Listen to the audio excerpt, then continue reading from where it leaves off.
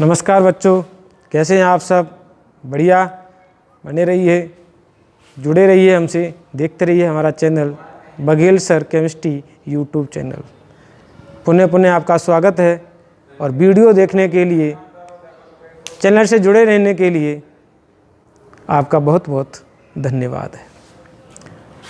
शाम का समय है, थोड़ा विजन में थोड़ा प्रॉब्लम हो सकती है, थोड़ा खैर कोई बात नहीं, हम आपको आगे बताएंगे।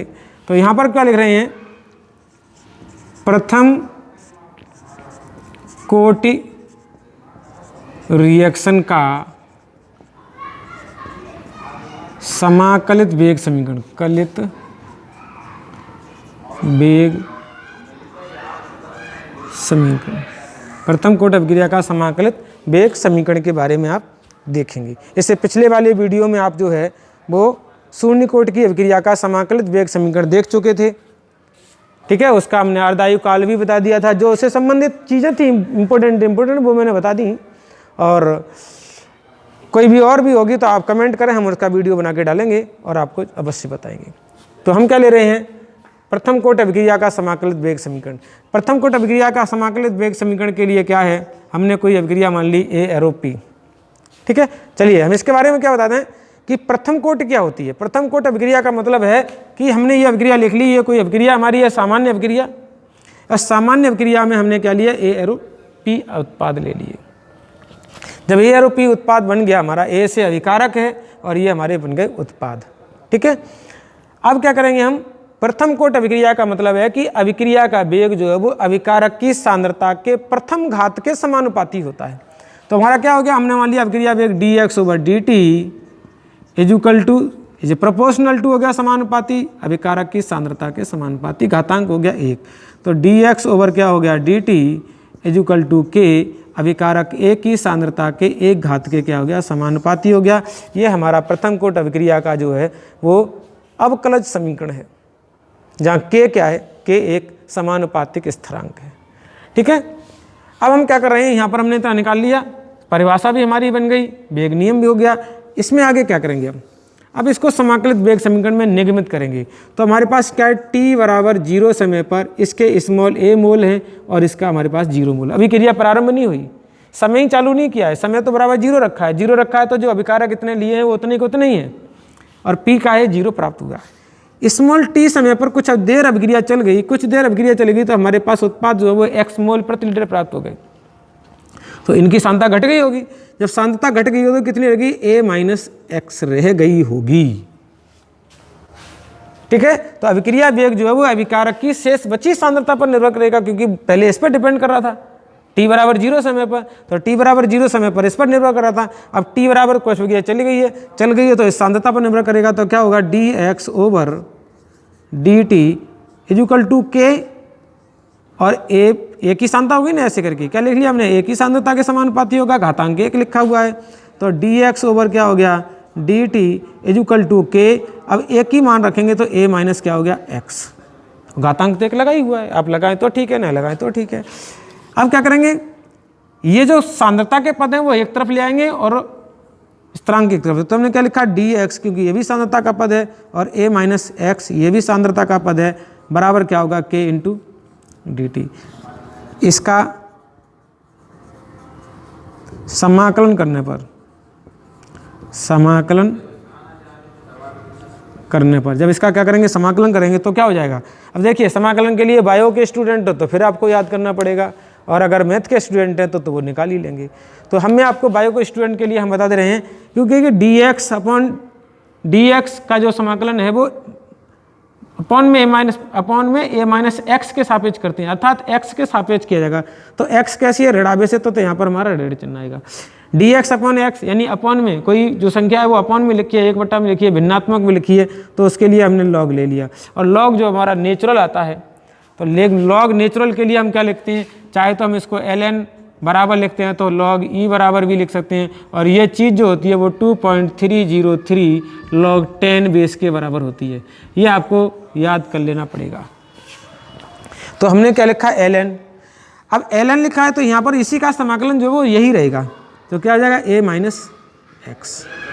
बराबर, ये तो आप पीछे कर चुके हैं, ये तो k स्थिरांक है, इसका समाकलन होगा नहीं, k इंटू क्या हो गया t और प्लस क्या हो गया c, c क्या है हमारा समाकलन स्थिरांक, c समाकलन स्थिरांक है, c समाकलन स्थिरांक है। अब c हमारा समाकलन स्थिरांक प्राप्त हो गया, तो c अब क्या होगा, आगे हमारे पास क्या ले रहे हैं हम ये ले रहे हैं कि ये जो समीकरण है ये हमारा प्राप्त हो गया। अब इस समीकरण में हम क्या करेंगे, हमारे पास जो प्रारंभिक कंडीशन है उस प्रारंभिक कंडीशन पर इसको देखेंगे। तो प्रारंभिक कंडीशन पे क्या हो गया, t बराबर 0 पर x बराबर क्या हो गया 0, और इन दोनों के मान हम इसमें रखेंगे। तो हमारे पास क्या होगा minus L N A minus 0 बराबर क्या होगा k इंटू 0 प्लस सी। तो माइनस एल एन ए बराबर क्या हो गया सी, सी का मान समीकरण कौन सी, minus L N A minus X बराबर के इंटू टी प्लस सी में रखने पर, सी में रखने पर, जब इस सी में रख दिया तो क्या हो गया हमारे पास बना माइनस के L N A minus X बराबर के इंटू टी माइनस, क्योंकि सी की जगह रखेंगे तो माइनस क्या हो गया एल एन ए। अब जो हमारे पास लॉग के टर्म है वो एक तरफ ले आएंगे और सामान्य जो टर्म है वो एक तरफ पहुंचा देंगे। तो हमारे पास जब इधर लाएंगे तो ये जब वैल्यू इधर लाएंगे तो किसकी हो जाएगी प्लस की, तो क्या हो गया L N A minus L N A minus X बराबर क्या रहेगा के इंटू टी। अब आपने एक सूत्र पढ़ा होगा लॉग का, लॉग के सूत्र से, वो लॉग का सूत्र क्या है कि जब हमारे पास लिखा हो log m minus log n, तब हम कर सकते हैं बराबर किसके लॉग m अपॉन n से। तो जो माइनस की वैल्यू होती है वो लॉग की वो नीचे चली जाती है और जो प्लस की वैल्यू होती है वो ऊपर हो जाती है। तो यहाँ पर हमारा क्या बन गया log a upon a minus X बराबर क्या हो गया k इंटू टी की हो गया। ये हमारे पास एक समीकरण बन गया। इस समीकरण के बारे में हम आगे पढ़ेंगे। तो हमने इसका क्या नंबर डाल दिया 1, ठीक है, आगे वाले वीडियो में किसी में देखेंगे क्योंकि इसका थोड़ा बड़ा ब्रॉड है तो वो पहले एक ही वीडियो में नहीं आएगा, उसको आगे देखेंगे। क्या किया हमने इस लॉग को चेंज कर लिया, कौन से में 10 बेस में चेंज कर लिया। तो हमारे पास क्या स्थिरांक का मान निकाल लिया पहले, तो के बराबर क्या होगा इस टी का इधर भाग लग जाएगा तो 1 अपॉन हो गया टी इंटू लॉग, ऐसे लिख दो L N A upon A minus X. अब एल एन को चेंज किया तो एल एन लॉग बराबर क्या होगा 2.303 लॉग 10, ठीक है, लॉग 10 हो गया। तो यहीं हम सॉल्व कर लेंगे लॉग 10। अब आगे देखिए चेंज करते हो क्या हो गया के बराबर 2.303 upon T log A upon A minus x. ये हमारे पास क्या हो गया प्रथम कोट अभिक्रिया का समाकलित वेग समीकरण, प्रथम कोट अभिक्रिया का समाकलित वेग समीकरण प्राप्त हो गया, ठीक है। यह हमारी ए क्या है, ए बराबर है प्रारंभिक सांद्रता, प्रारंभिक सांद्रता, और ए माइनस एक्स क्या है, ए माइनस एक्स बराबर है शेष बची सांद्रता।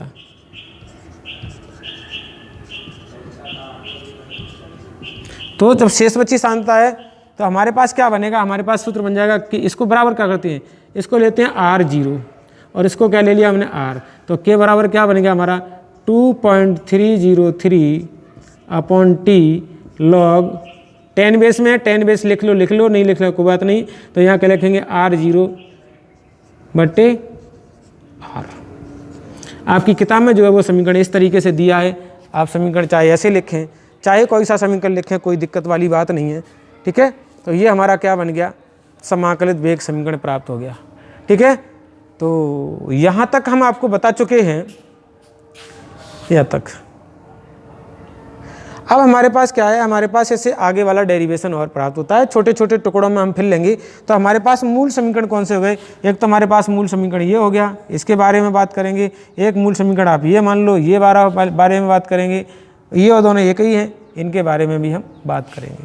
तो ये हमारे पास आपके वीडियो में, आप चाहें तो स्क्रीनशॉट ले सकते हैं और शॉर्टकली इसको समझ सकते हैं। तो हम बात कर रहे हैं इसी में भी अर्धायु की भी, इसमें बात क्या करते हैं, इसकी अर्धायु की बात करते हैं। तो क्या हो गया, प्रथम कोट अभिक्रिया का अर्धायु काल समीकरण,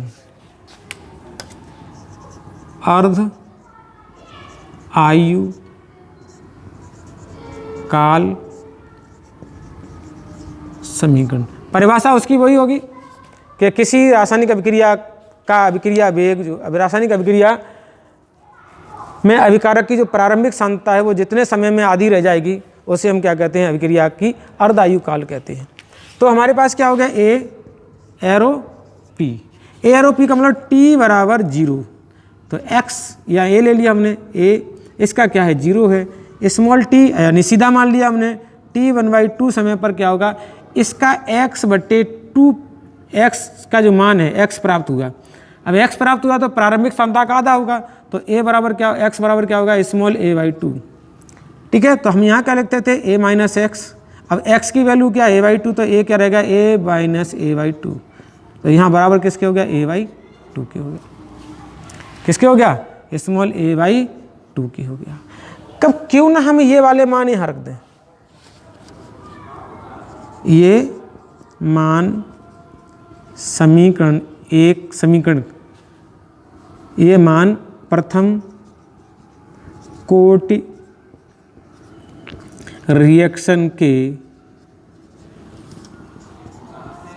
समाकलित वेग समीकरण में रखने पर,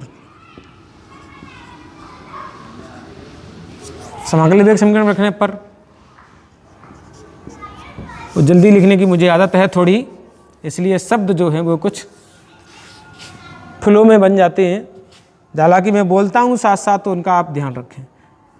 ठीक है, तो समाकलित वेग समीकरण क्या है, k बराबर 2.303 upon T log a upon a minus x. ठीक, a upon a minus x. तो हमने क्या किया, हमने t का मान, t बराबर हमारे पास क्या है, t बराबर लिया हमने t 1/2, a बराबर a माइनस एक्स बराबर क्या लिया है, a माइनस एक्स बराबर हमारा है a/2। तो जब मान रखेंगे तो क्या होगा, मान रखने पर, यहाँ लिख दे रहे हैं, यहाँ लिख दे रहे हैं, मान रखने पर, मान रखने पर जब मान रखेंगे तो हमारे पास क्या होगा, k बराबर 2.303 upon t 1/2 into log a, तो ये है ही है, और a माइनस एक्स की जगह क्या लिखेंगे, a/2। तो क्या लिखा हमने, a/2 लिखा। 2 हमारे तृतीय पद है, अपॉन का तो ऊपर पहुंच जाएगा, a से a कट जाएगा, तो k बराबर क्या बचा, 2.303 अपॉन t 1/2 लॉग 2। और लॉग 2 का क्या होता है मान, लॉग 2 का मान जानते हो, लॉग 2 बराबर होता है 0.3010। तो k बराबर क्या हो गया, 2.303 अपॉन t 1/2 इंटू 0.3010। इनका कैलकुलेशन करेंगे तो आंसर कितना आता है, k बराबर आता है 0.693 अपॉन t 1/2। एक समीकरण हो गया। अब हमारे पास क्या है, k में यानी अभिक्रिया के अर्धायु काल और अभिकारक की जो स्थिरांक है उसके बीच में क्या संबंध आता है अर्धायु काल के संबंध में। तो अब वैसे भी लिख सकते हैं t 1/2 बराबर 0.693 अपॉन k। अब देखिए इसमें क्या है, इसमें हमारे में अभिकारक का पद है ही नहीं, अभिकारक की सांद्रता का पद है ही नहीं। जब अभिकारक की सांद्रता का पद नहीं है, अभिकारक की सांद्रता का पद तो छोड़ो, अभिक्रिया का कोई भी सांद्रता का पद ही नहीं है, प्रारंभिक नहीं है, अंतिम नहीं है, मध्य का नहीं है, कुछ भी नहीं है। तो हम कह सकते हैं कि प्रथम कोट अभिक्रिया का जो अर्धायु काल है वो अभिकारक की सांद्रता पर निर्भर नहीं करता, अभिकारक की प्रथम सांद्रता पर, अभिकारक की प्रारंभिक सांद्रता पर निर्भर नहीं करता, क्योंकि इसके जो अर्धायु काल का जो समीकरण है उस पर अभिक्रिया का वेग की जो सांद्रता है उसका पद ही नहीं है। जब पद ही नहीं है तो अभिक्रिया का वेग जो अर्धायु काल है वो सांद्रता पर निर्भर नहीं करता। समझ में आया? ये आपके बोर्ड के अंदर इस तरीके से पूछा जाता है। अभी जो हमने कुछ सवाल इंडिकेट किए थे, कुछ समीकरण इंडिकेट किए थे, उस समीकरण के इंडिकेशन के लिए हम आगे अगले वीडियो में आपसे मिलेंगे। तब तक के लिए हमें दें इजाज़त और हम चलें ताकि अगला वीडियो बना सकें। मिलते हैं अगले वीडियो में। बने रहिए हमारे साथ, देखते रहिए हमारा channel Baghel sir chemistry YouTube channel. लेते रहिए ज्ञान, हमें कमेंट करते रहिए और वीडियो देखते रहिए, लाइक शेयर सब्सक्राइब करते रहिए ताकि हमारा उत्साह बना रहे। आप सोच रहे होंगे कि सर वीडियो बना रहे हैं, आप तो पैसा कमा रहे हैं। नहीं, अभी तो केवल हम ट्रायल पर हैं और आपके लिए उत्साह यानी आपके लिए ज्ञान के वर्धक जो कमेंट्स हैं, वर्ड शब्द हैं, वो निकाल के ला रहे हैं। आप उनको याद करेंगे, पढ़ेंगे, देखेंगे बार बार और उनको देते रहेंगे। चलिए मिलते हैं आपसे फिर अगले वीडियो में, फिर कभी देखेंगे, फिर कभी नहीं है, अभी नेक्स्ट अगला वीडियो देखते रहें आप, कंटिन्यू आपको वीडियो मिलते रहेंगे। जय हिंद, जय भारत।